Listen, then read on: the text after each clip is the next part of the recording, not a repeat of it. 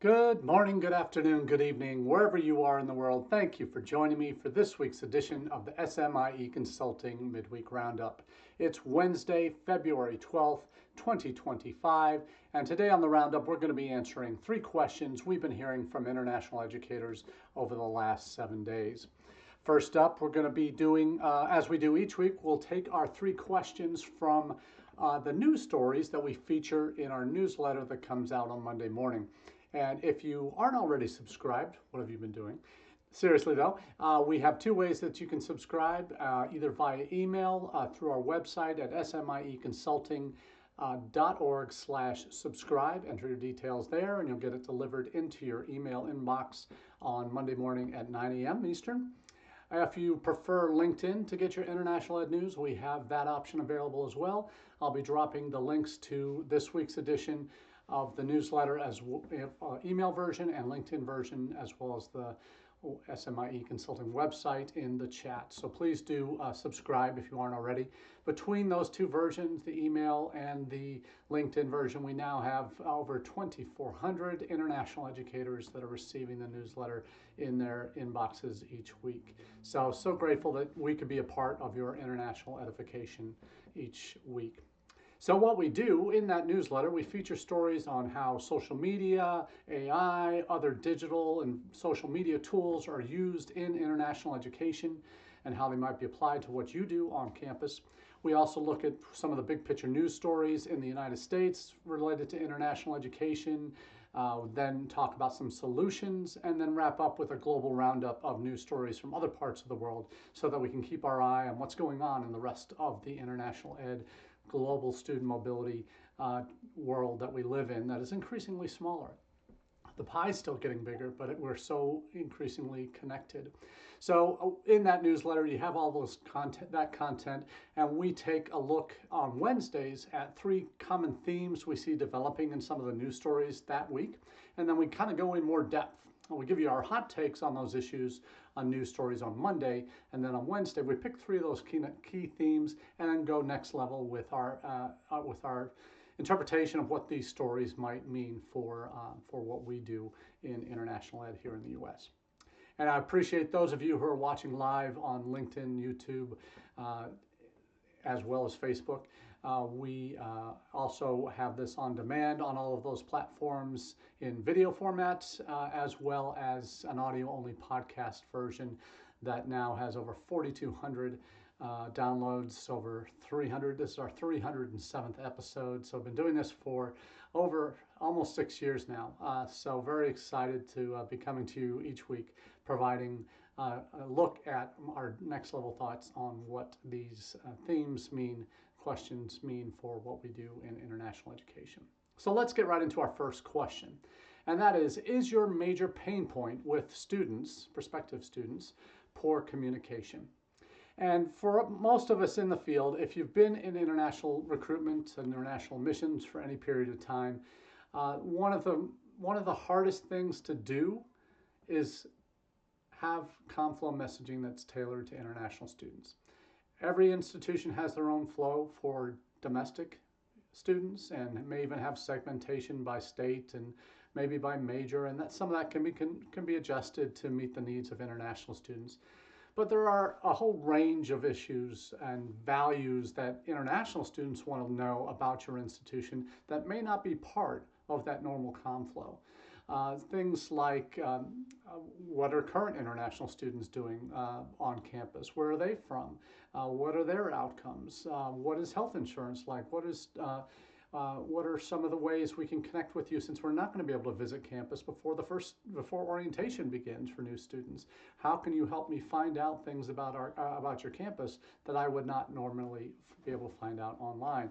So this is the kind of content, making that connection with current students, with recent alumni in their field, professors, all of the types of things that you can and really want to do ideally in a communication flow, is oftentimes the biggest stumbling block. Developing that content and plugging it into an existing system, having a separate flow just for internationals that supplements what might be some of the more general messages that students will get anyway.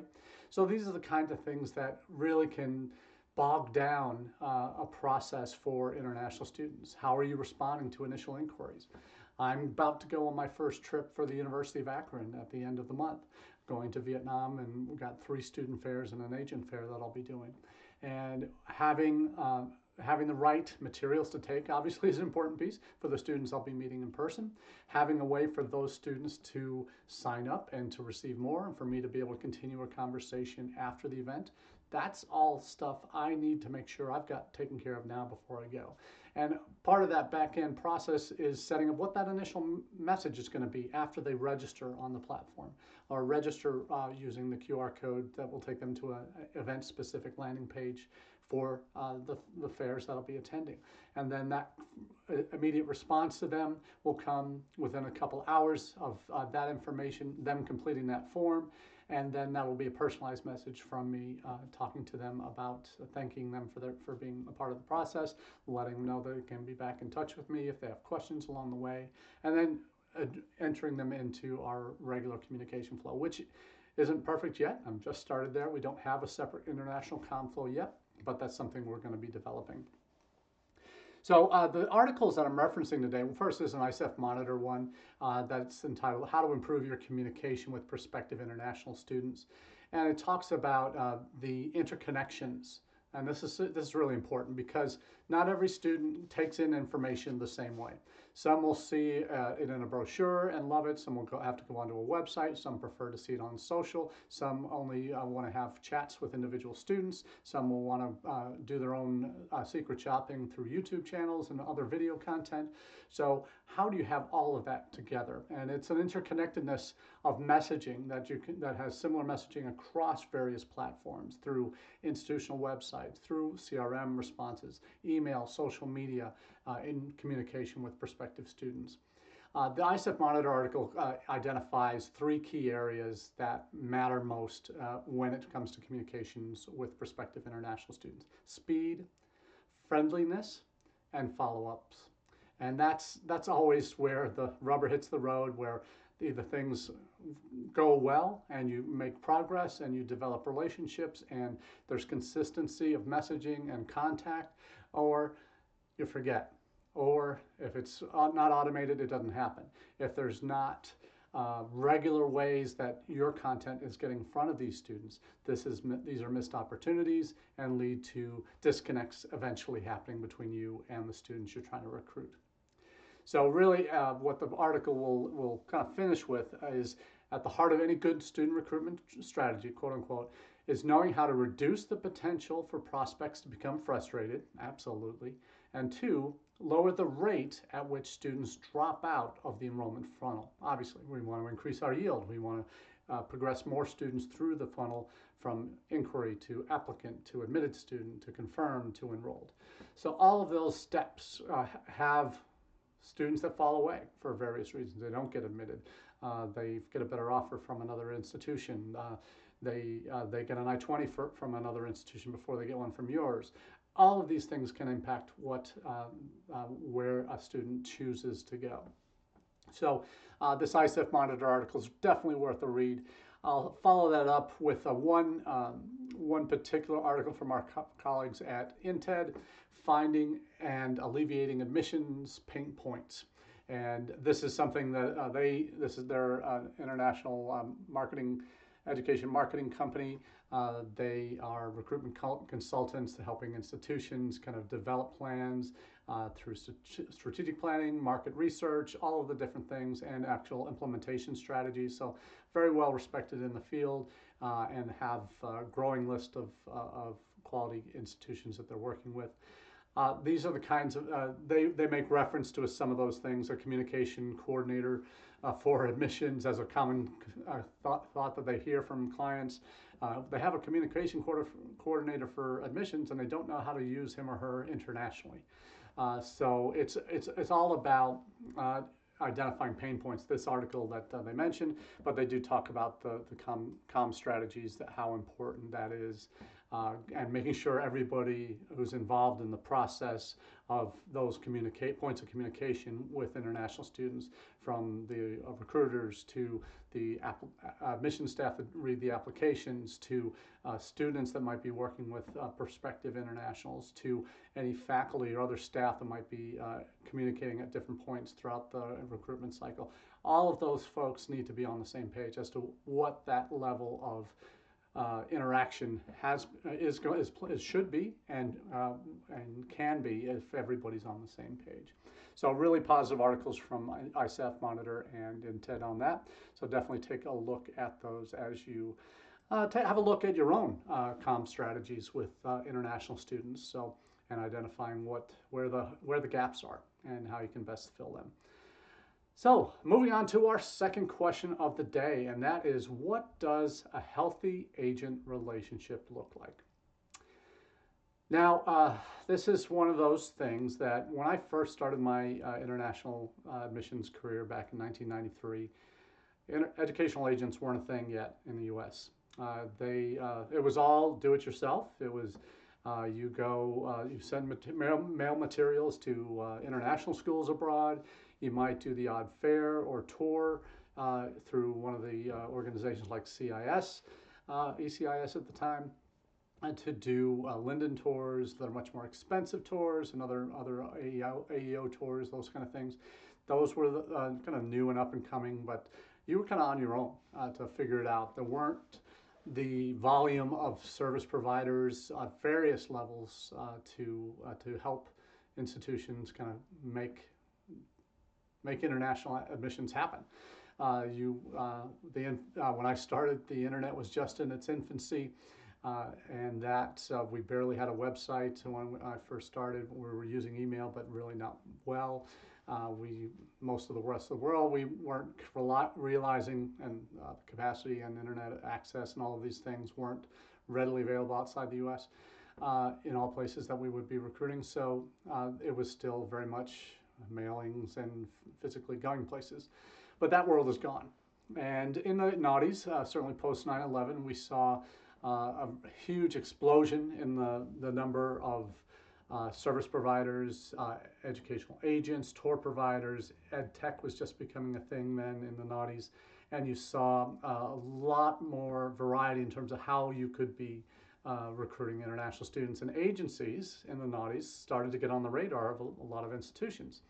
I remember working at Education USA in 2008-9, and there was a big debate brewing about whether or not working with educational agents was legal, or certainly ethical, let alone legal. Certainly, financial aid regulations in the United States banned commission-based payments to individuals for recruitment of domestic students. There are were also bans on institutional staff having their pay based on how many students they enrolled. So commission-based payments based on that. So the third-party agents really became a way, particularly community colleges, but some entrepreneurial state institutions in the noughties started using them. And probably, I think by 2013, when there was actually hearings held on whether, through NACAC's principle of ethical practices, there was a phrase in there that seemed to indicate working with agents was not ethical and that it should be banned amongst NACAC members. And then these hearings were held, very interdepartmental, governmental, NGO world panels were held. Education USA was a part of that, which at the time did not allow their advisors to work with agents directly. The hearings were basically concluded that, well, agents really aren't illegal. It isn't unethical if it's managed correctly. And that's really the rub of this question: what does a healthy agent relationship look like? Because when it comes right down to it, there are so many educational agents out there, and if you're already subscribed to our newsletter, you certainly know that there are over 22,000 that ISAF had reported, 22,000 agencies, educational agencies worldwide. Obviously, no one wants to work with that many. That would be absolutely insane to manage. I've shared the story here before that one previous institution, when I first started, was replacing a director who'd been there 30 years. And she only ever worked with agents. She would go to ISEF and Alfie speed dating events around the world and sign up as every agent she met with, and basically had a letter, not even a contract, a letter that would say, here's how much we'll send to you if you send us a student. So it wasn't a contract, wasn't any general counsel vetting of this, and that went on for years, 3 decades. When I asked the question on the first day, how many agencies do we work with? Everybody kind of laughed, and I said, please send me the list. So they sent me an Excel spreadsheet that had over 2,500 names of agencies on there that she had accumulated over the last 30 years. And that obviously is an unmanageable number. And that 800 of those were just from India.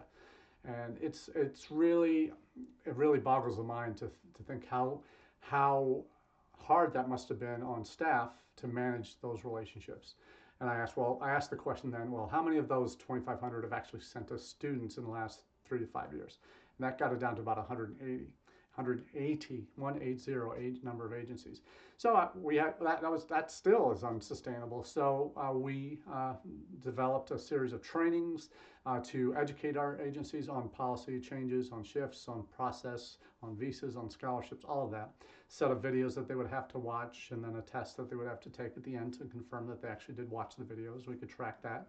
And then we got that number down to about 60. 60 that we then would initiate contracts with. So that process took about 4 months to complete from the time I started to the time we got at least a process set up to vet agents that we were going to work with, train agents we were going to work with.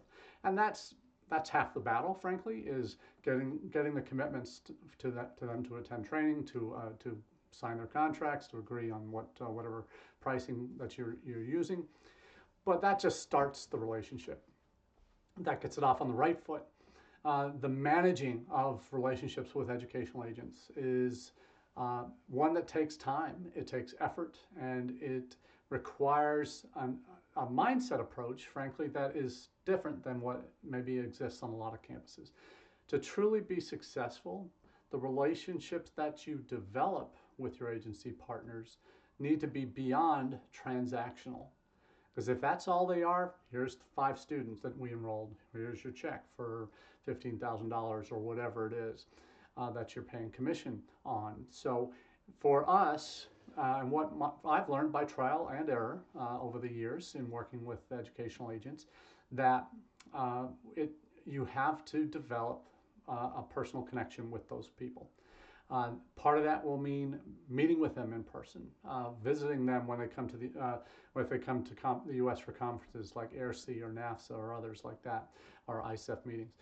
Making the effort to connect with them in person, because nothing's more significant in helping a relationship sustain itself than regular contact in person, face to face. And if you can't do that with everybody, and that's understandable, some of the agents don't travel, they don't have the budget to do that. If you are traveling abroad, you need to make efforts when you're in country to visit your agent partners, because that just helps them better connect with you, for them to feel that they're valued. And we can't ignore that as a part of the equation here. We need to feel that that agency has our best interests in heart, and the agency needs to know that we care enough about them to make sure that they're equipped with the right information, that they know who they can deal with whenever they have a problem. And that part of that responsibility falls back on us to respond and to solve the problems if they do happen. Whether it's a billing question, whether it's they're not on their agency name isn't on the application, or they change their name, making those changes in a timely manner so that they feel they're being listened to, that they're being heard. All of that is relationship gold if you're able to manage that well. And part of an article that came out in the Pi News, they've had a series of these on like secret agents. And basically an agent that's interviewed, kept their identity kept anonymous. They've done this with universities in the UK. So this is, I think, the second one of the agent ones that they've done. So this agency representative talks about their role of talking about the contracts, talking how universities treat them. And as suppliers of students or marketing services, whatever it might be. And, and it's oftentimes at an institutional level, when you're developing these relationships, there has to be a point, right? A one point person.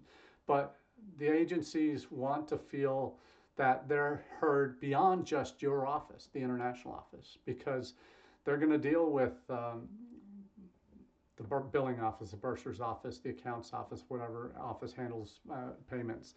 They're going to deal potentially with the admissions office on the front end, or the International Student Scholar Service if they have issues with any of their students that they need to be kept in the loop on, or if they have had the students sign off on, yes, please keep them aware of what I'm doing. All of that matters. And I think for most of us in international ed in the US is we how we view our relationships with our agent partners needs to be the same as how we view our relationships with other service providers, other colleagues in the field. That when I go to NAFSA, when I go to AIRC, when I go to major events, Education USA forums, I maintain those relationships I've developed already because they matter to me as a person, as a professional, that I've invested time in them in the past. I want to keep that relationship going, whether it's having coffee, going out for beer after an event, meeting for a cocktail, whatever it might be. Having those opportunities to maintain those relationships. And not everybody's going to be a best friend. Obviously, that's not possible and not feasible, and you need to be practical about these things. But for us as international educators, our eventual success is going to be defined by the strength of our relationships. And with our agent partners especially, it's taking the time to listen to them. It's taking the time to be responsive, to recognize them for who they are. Many of my colleagues on LinkedIn will be posting out about national holidays in some of their major markets, or religious festivals, whether it be Diwali for our Hindu community in India, or Lunar New Year for our East Asian family of agents, or our partner universities, to other to those in Muslim majority countries that are practicing Muslims, that we celebrate Ramadan and all the various celebrations around that. So it's taking the time to appreciate them for who they are, and ways that you can easily just show that you care. Many of us will send holiday cards or Christmas cards out from our offices to our partners. Some of our partners will send us gifts, small chocolates or flowers or whatever, to the office, and that's great. It shows mutual respect, mutual appreciation.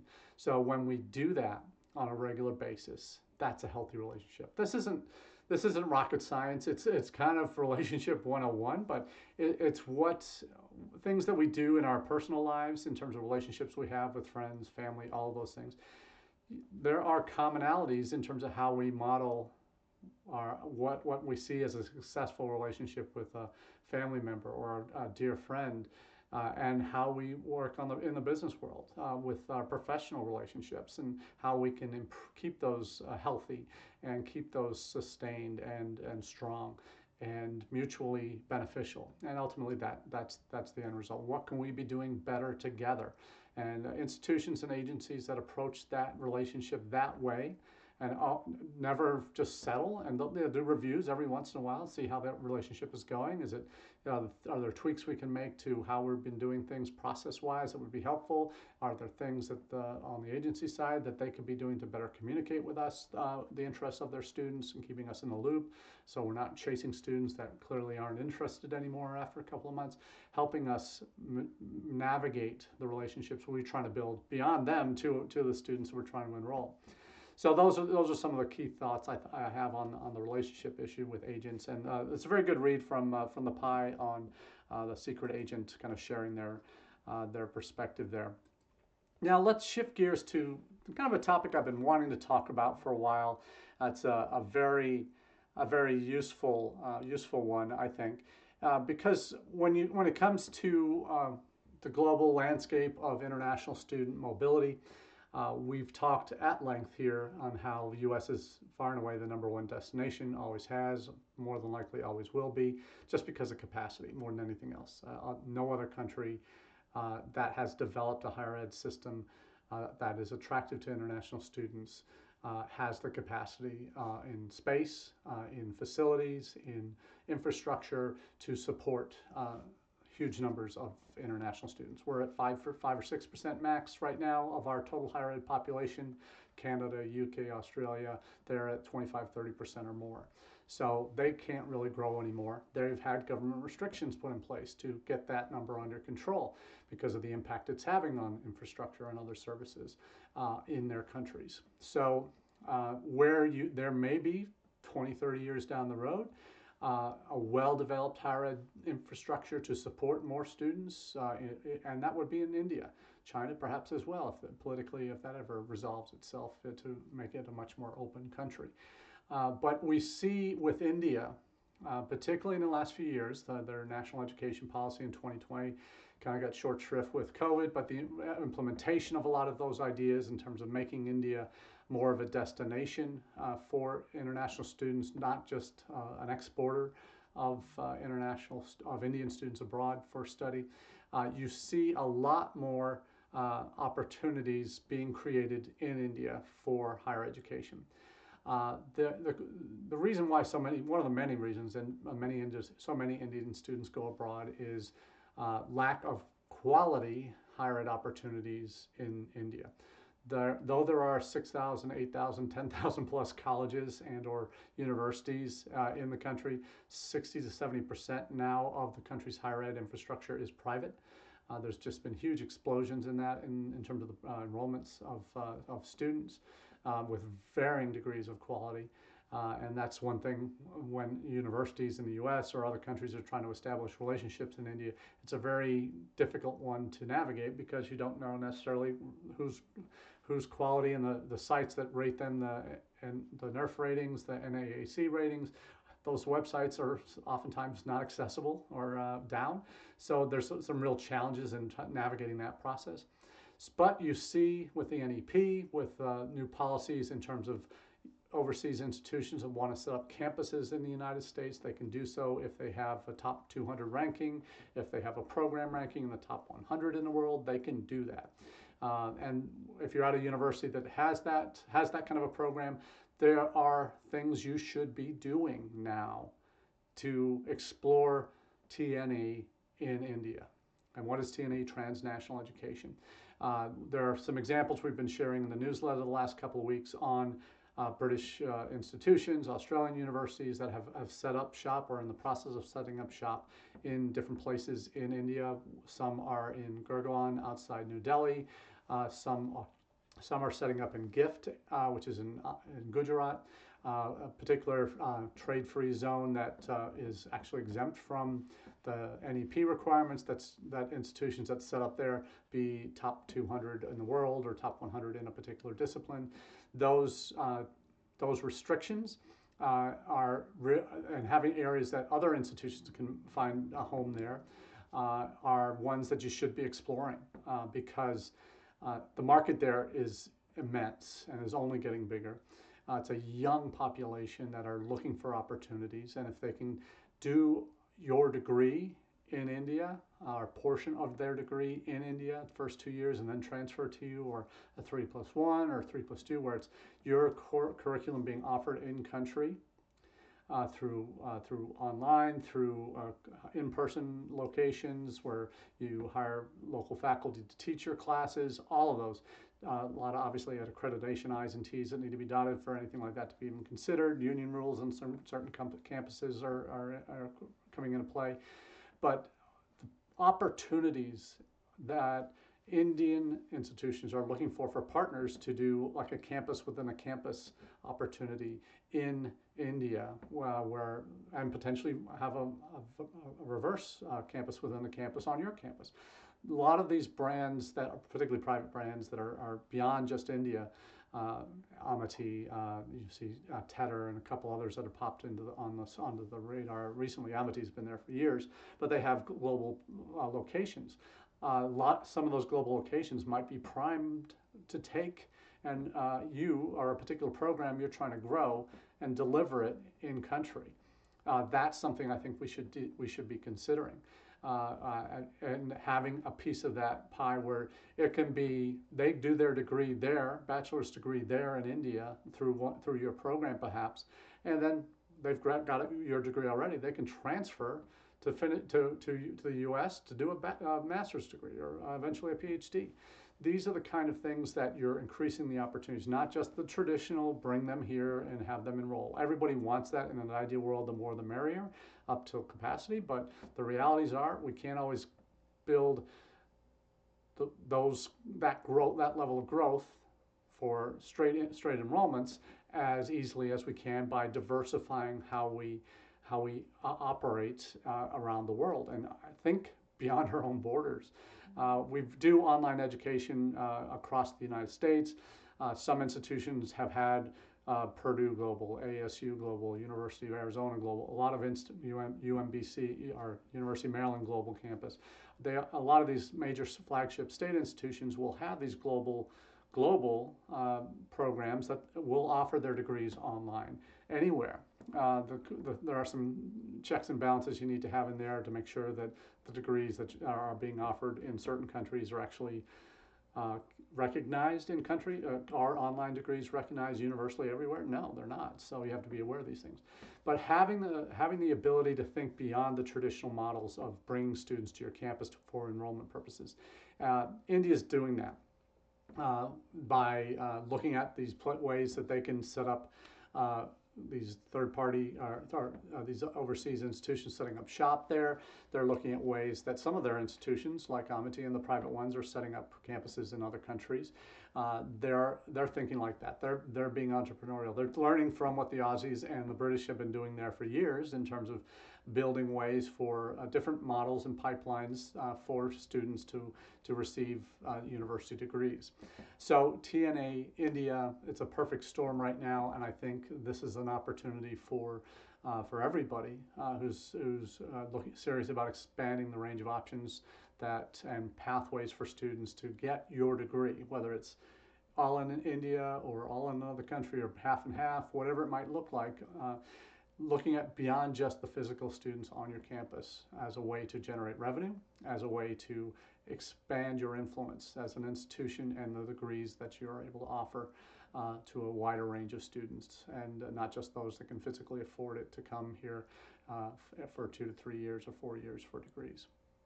So that's all we have for you this week on the Roundup. I want to thank everybody for joining in live. Appreciate the comments, and certainly we'll be looking forward to chatting with you in the days and weeks to come. Have a great day. Cheers.